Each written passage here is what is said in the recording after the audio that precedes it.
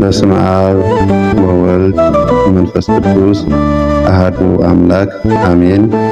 የተወደዳችሁና የተከበራችሁ የልዑል እግዚአብሔር ቤተሰቦች፣ የድንግል ማርያም የአስራት የበረከት ልጆች፣ የቅዱሳን የጻድቃን የሰማዕታት ወዳጆች እንዲሁም የሰብዎ ሚዲያ ተከታታዮች በመላው ዓለም የምትገኙ የተዋሕዶ ኦርቶዶክስ ተከታዮች በልዑል እግዚአብሔር ፍጹም ሰላም እላችኋለሁ።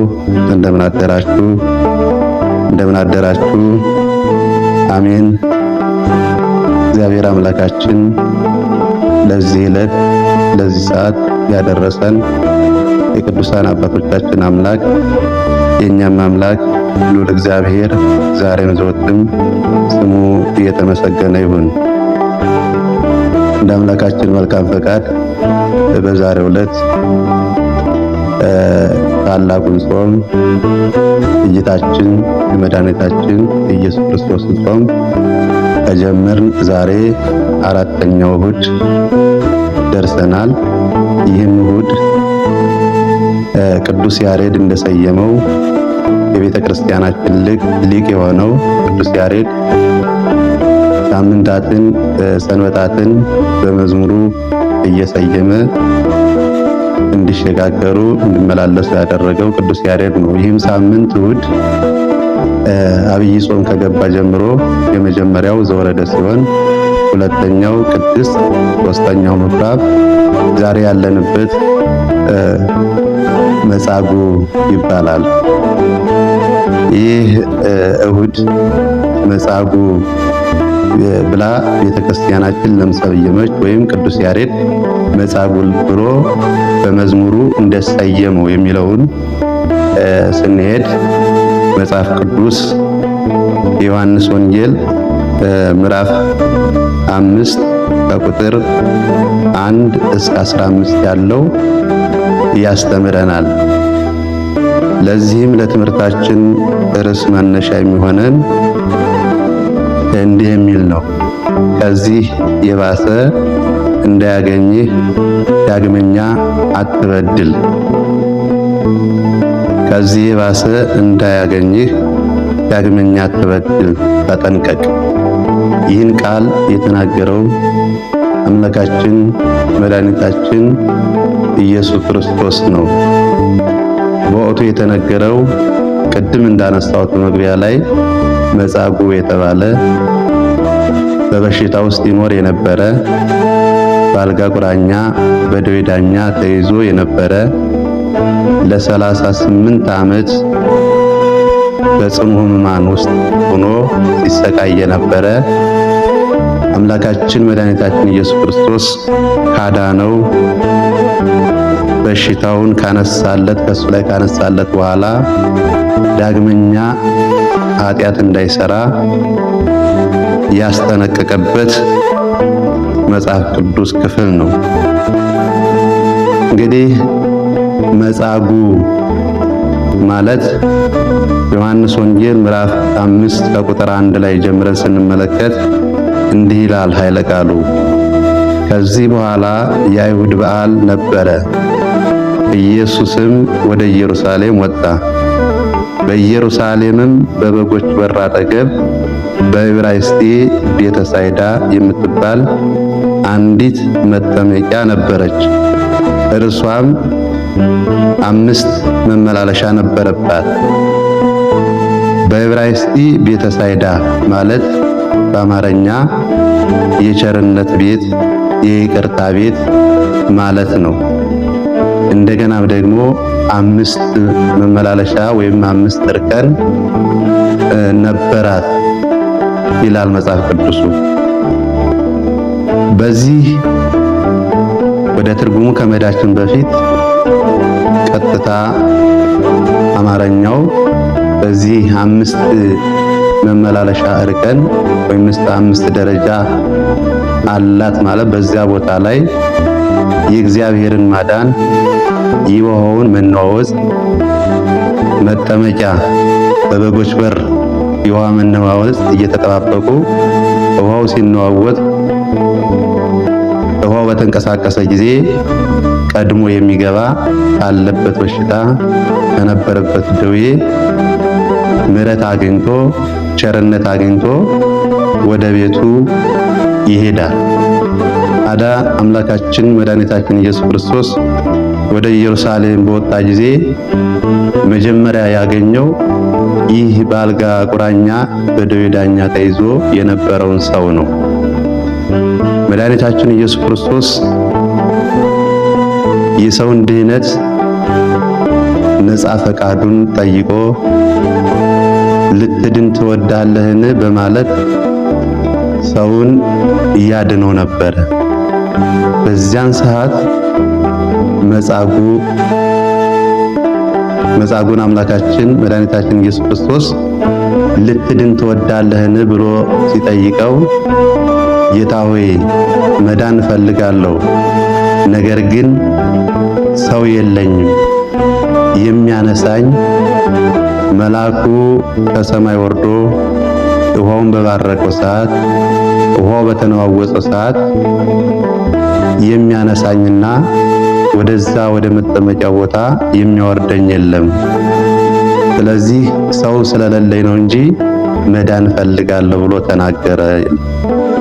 በዚያኑ ሰዓት አምላካችን መድኃኒታችን ኢየሱስ ክርስቶስ የይቅርታ አምላክ ነውና በዚያኑ በቅጽበት በቃሉ ብቻ ተነስ፣ አልጋህን ተሸክመ ሂድ አለው። በዚያኑ ሰዓት ይህን ቃል ሲናገር አምላካችን መድኃኒታችን ኢየሱስ ክርስቶስ ይህን ቃል ብቻ ሲናገር ወዳው ያበሽታው 38 ዓመት ያስተቃየው የነበረው ከራሱ ላይ ለቀቀውና ተነስቶ አልጋውን ተሸክሞ መሄድ ጀመረ። ይህም ያደረገበት ዕለተ ሰንበት ነበረ። ይህን ነው ቅዱስ ያሬድ መጻጉዕ ብሎ የሰየመው ዕለተ ሰንበት። መጻጉዕ ብሎ የሰየመው በመጻጉዕ ስም እንዲሰየም ያደረገው አምላካችን መድኃኒታችን ኢየሱስ ክርስቶስ የሰው ልጅ ከወደቀበት ለማንሳት የሰው ልጅ ካለበት ከዚያ ከመከራ ከፍዳ ከስቃይ ዓለሙ ለማውጣት የመጣው ከሰማያ ሰማያት ወርዶ ከድንግል ማርያም ከስጋዋ ስጋ ከነፍሷ ነፍስ ነስቶ የሰው ልጅ ለማዳን ስለሆነ በዚህን ዕለት በሰንበት መጻጉዕን አልጋውን ተሸክሞ እንዲሄድ አደረገ። በዚህን ጊዜ ፈሪሳውያንና ሰዱቃውያን አይሁዶች ክርስቶስን ለምን ሰንበትን ሻረ? መጻጉዕ አልጋውን ተሸክሞ ሲሄድ በማየት እንዴት አልጋህን ተሸክመ በዛሬው ዕለት በሰንበት የማይደረገውን የማይሰራውን ለምን ይሄን አደረግ በማለት ሲናገሩት በዛን ሰዓት ማን ነው ያዳነህ? አልጋህን ተሸክመህ እንድትሄድ በሰንበት ሰንበትን እንድትሽር ማን እንደዚህ ያደረገ? ማን ይሄን የተናገረ? ይሄን እንድታደርግ ሰንበትን እንድትሽር ማን ነው ይሄን የተናገረ ብለው ሲጠይቁት ማን ያዳነህ ብለው ሲጠይቁት ያዳነኝን አላውቅም፣ ብቻ አልጋህን ተሸክመህ ሄድ አለኝ፣ አልጋዬን ተሸክሜም ደግሞ ፈርኩኝ ብሎ ተናገረ። በዚህን ሰዓት በቤተ መቅደስ አምላካችን መድኃኒታችን ኢየሱስ ክርስቶስ በምኩራብ ተገኝቶ በሚያስተምርበት ሰዓት ይህን ከበሽታው የዳነውን ሰው አገኘው ይላል። በዚህ ሰዓት አንተ ሰው አለው። ያዳነኝን አላውቅም ስላለ በመጨረሻ ለሁለተኛ ጊዜ ክርስቶስን አገኘው ይላል። በዚያን ሰዓት አንተ ሰው ከዚህ የባሰ እንዳያገኝህ ዳግመኛ እንዳትበድል ብሎ ተናገረው ይላል። ግን እናስተውል፣ ይህ ሰው ቸርነት አድርጎለታል። 38 ዓመት በአልጋ ቁራኛ በደዌ ዳኛ ተይዞ ሲማቅቅ የነበረ ሰው እንኳን አጥቶ የሚያነሳው የሚጥለው ሰው አጥቶ በአልጋ ቁራኛ በደዌ ዳኛ ተይዞ 38 ዓመት ሙሉ በበሽታ የኖረ ሰው ነበረ። ነገር ግን ከዚህ ያባሰ ከዚህ የበለጠ እንዳያገኝህ ተጠንቀቅ ብሎት ነበር። በዛን ሰዓት ማን እንዳዳነው ኢየሱስ እንዳዳነው አወቀ ይላል። መድኃኒት ኢየሱስ ክርስቶስ ፈውስ እንዳደረገለት ፈውስ እንደሰጠው በቃሉ ብቻ እንደተናገረው ከዚህ ተነስና አልጋን ተሸክመ ሂድ ብሎ ወዲያው እንዳዘዘው ያ በሽታው ለቆት አልጋውን ተሸክሞ እንደሄደ ማን ተነስ እንዳለው ማን እንዳዳነው አወቀ፣ ተረዳ። ከዚህ በኋላ ሄዶ ለአይሁድ ነገራቸው ይላል። በመጨረሻም ይህም አልቀረም።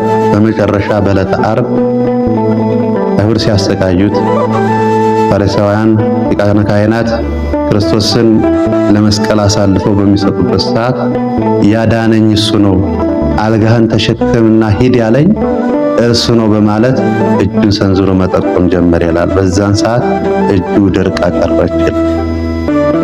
የባሰ እንዳያገኝ ተጠንቀቅ። ከዚህ የባሰ ይህም ማለት ምን ማለት ነው ካላችሁ የተወደዳችሁ የኦርቶዶክስ ተዋሕዶ ቤተክርስቲያን ተከታታዮችና የሰብቦ ሚዲያ ቤተሰቦች ዳግመኛ ከዚህ የባሰ እንዳያገኝ ተጠንቀቅ ማለት መጀመሪያ ታሞ የነበረው የሰው የሥጋ ደዌ ነው። በሥጋው ነው የታመመ። ነገር ግን የዘላለም ስቃይን የዘላለም ፍዳ ከገቡ መውጣት የሌለበት እሳቱ ወደማይጠፋበት ጥሉ ወደማያንቀላፋበት የዘላለም ፍዳ የዘላለም ሞት እንዳያገኝ ተጠንቀቅ ተብሎ ነበር። የመጀመሪያው የሥጋ ደዌ በአምላክነቱ በቸርነቱ አድኖት ነበር። በመጨረሻ የተናገረውን ቃል በመርሳት ያዳነኝ እሱ ነው፣ አልጋህን ተሸክመ ሂድ ያለኝ እሱ ነው ብሎ ለሚያሰቃዩት ወደ መስቀል ለሚወስዱት ለፈሪሳውያን ጠቆመ ይላል። በዛን ሰዓት እጁ ደርቃ ቀረች ይላል። ወገኖች ከዚህ መከራ ከዚህ ፈተና እግዚአብሔር አምላክ ይሰውረን። እንግዲህ እናስተውል።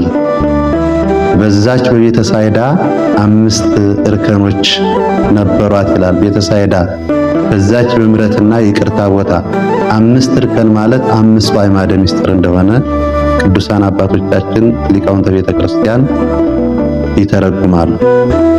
5 አዕማደ ምስጢር በዛች ቦታ ላይ ቁጭ ብለው የእግዚአብሔር ሕግ፣ የእግዚአብሔርን ሥራ፣ የእግዚአብሔርን ምሕረት፣ የእግዚአብሔርን ሕግ አጽንቶ የኖረ ሕግ እግዚአብሔርን ጠብቆ የኖረ የመንግስቱ ወራሽ እንደሚሆን 5ቱ አዕማደ ምስጢር እነዚህን ሳያውቅ 38 ዓመት ሙሉ ምንም ስራ ሳይሰራ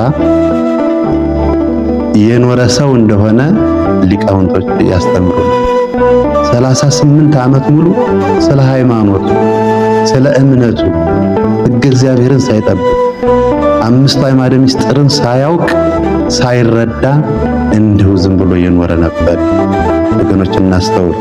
ዛሬ እኔና እናንተስ ይህ ሰው የተደረገለትን ውለታ ረስቶ ዳግመኛ ወደ ቅጣት ዳግመኛ እጁ ወደ መድረቅ ደረጃ ደርሶ ዛሬ ወገኖቼ መድኃኔ ዓለም ኢየሱስ ክርስቶስ ለኔና ለናንተ ሲል ከሰማያ ሰማያት ወርዶ ከድንግል ማርያም ከሥጋዋ ሥጋ ከነፍሷ ነፍስ ነስቶ እኛ መገረፍ የሚገባንን እሱ ተገርፎ እኛ ነፃ ወጥተን እሱ ግን የኛን ግርፋት የኛን ስቅላት የኛን ኃጢአት አስወግዶ የመንግስቱ ወራሽ እንድንሆን አድርጎናል።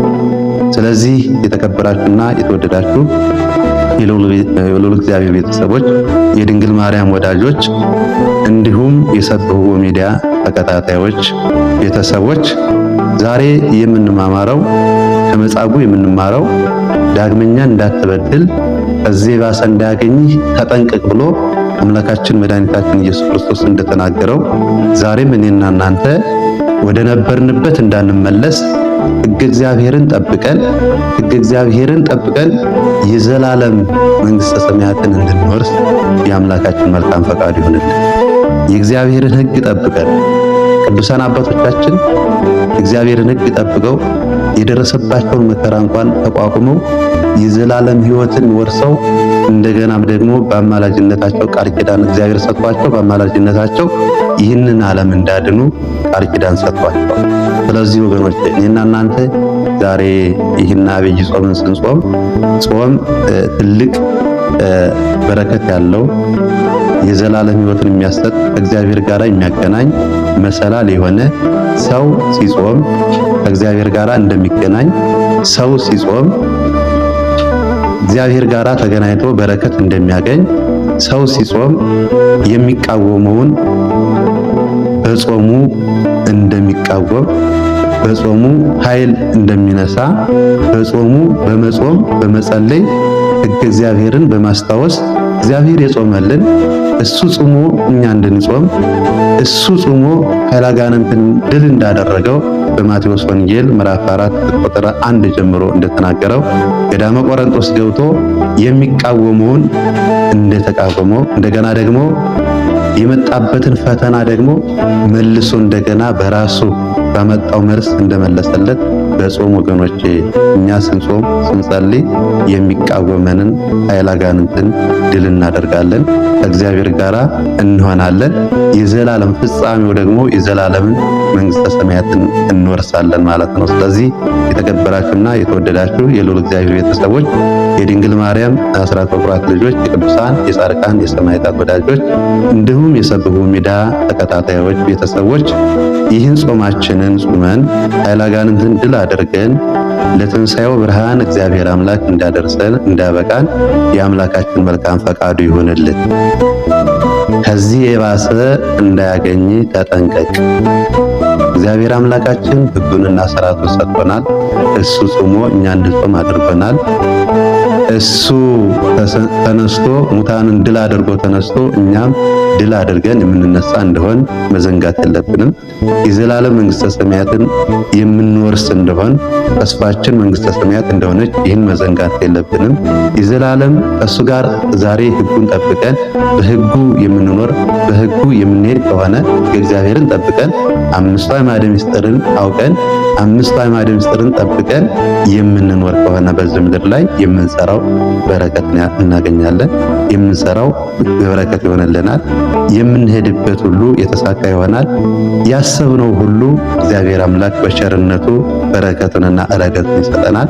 ስለዚህ ፍጻሜው ደግሞ ንስሐ ገብተን ቅዱስ ሥጋውን ክቡር ደሙን ተቀብለን የመንግስቱ ወራሾች እንድንሆን የአምላካችን መልካም ፈቃዱ ይሁንልን። ወስብሐት ለእግዚአብሔር ወለወላዲቱ ድንግል ወለመስቀሉ ክቡር። ይቆይ።